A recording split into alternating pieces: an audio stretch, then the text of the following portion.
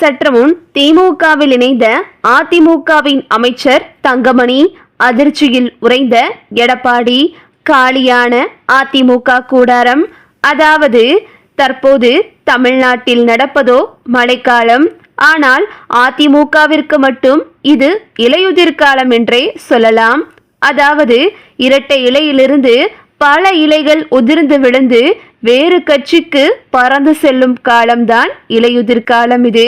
ஆம், அதிமுகவிலிருந்து வரும் நாட்களில் பல மூத்த தலைவர்கள் வெளியேற முடிவு செய்துள்ளதாக அக்கட்சி வட்டார தகவல்கள் தெரிவிக்கின்றன.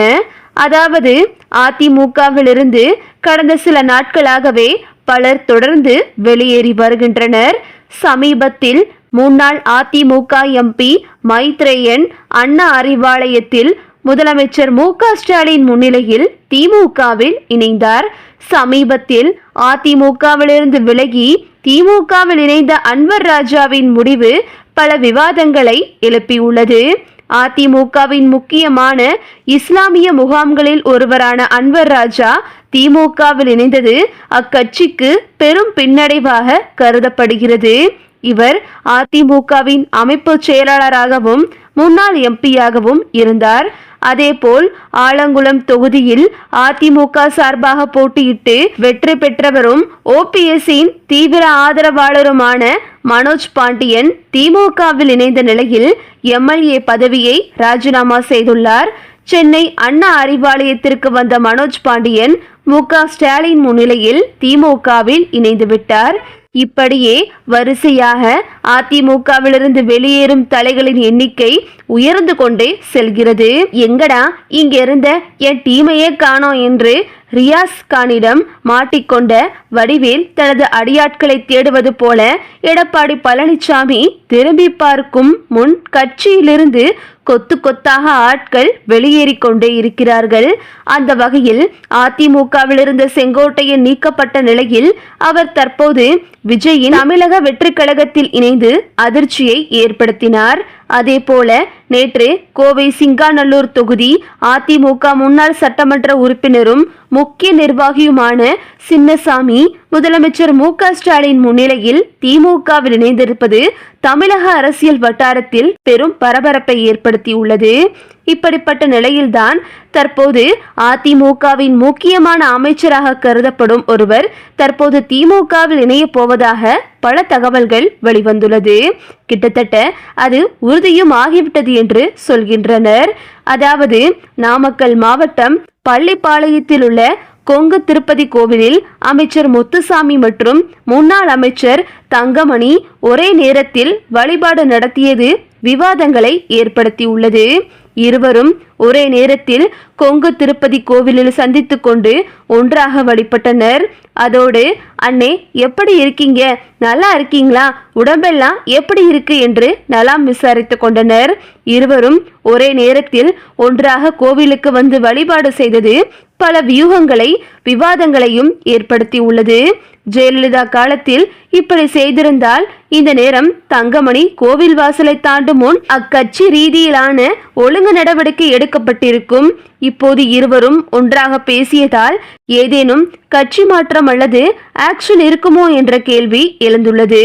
ஏற்கனவே கட்சி மாறும் படலம் இனியும் தொடரலாம் என்று அதிமுக வட்டாரத்தில் பேச்சுக்கள் எழுகின்றன. மேலும் தங்கமணியின் ஆதரவாளர்களிடம் இது தொடர்பாக விசாரித்ததாகவும் சொல்லப்படுகிறது.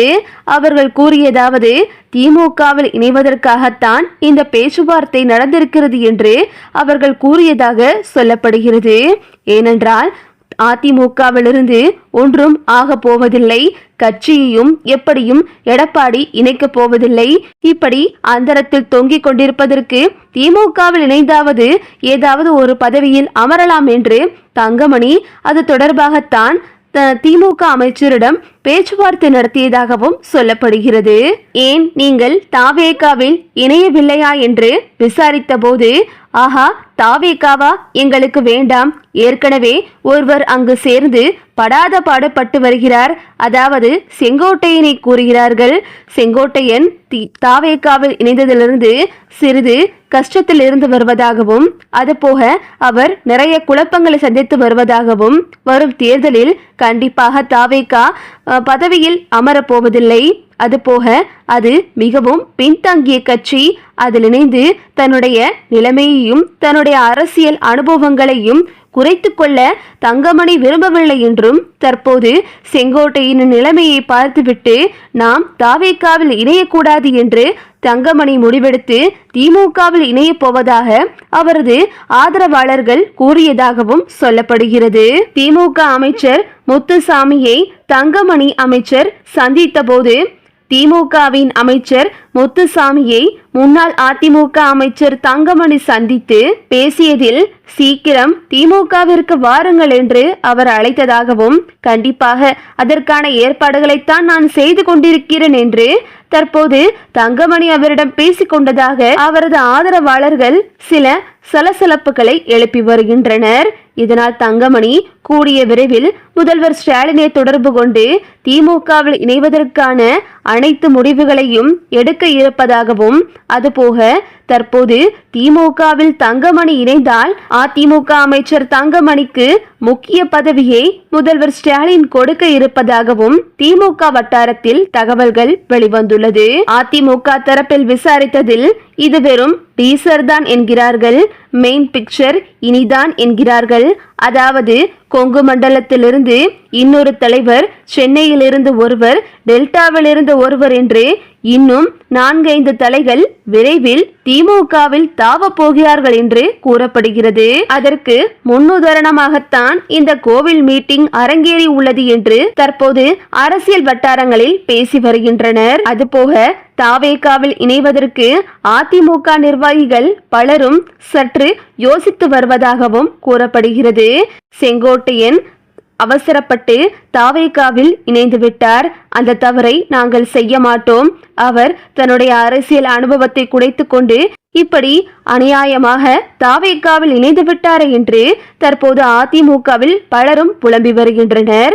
இதனால் நாங்கள் அந்த தவறை செய்ய மாட்டோம், இணைந்தால் நாங்கள் திமுகவில் தான் இணைவோம் என்று அதிமுகவில் சில முக்கிய தலைகள் கூறி வந்ததாகவும் தகவல்கள் வெளிவந்துள்ளது. இதனால் திமுகவினர் கொண்டாட்டத்தில் இருந்து வருகின்றனர்.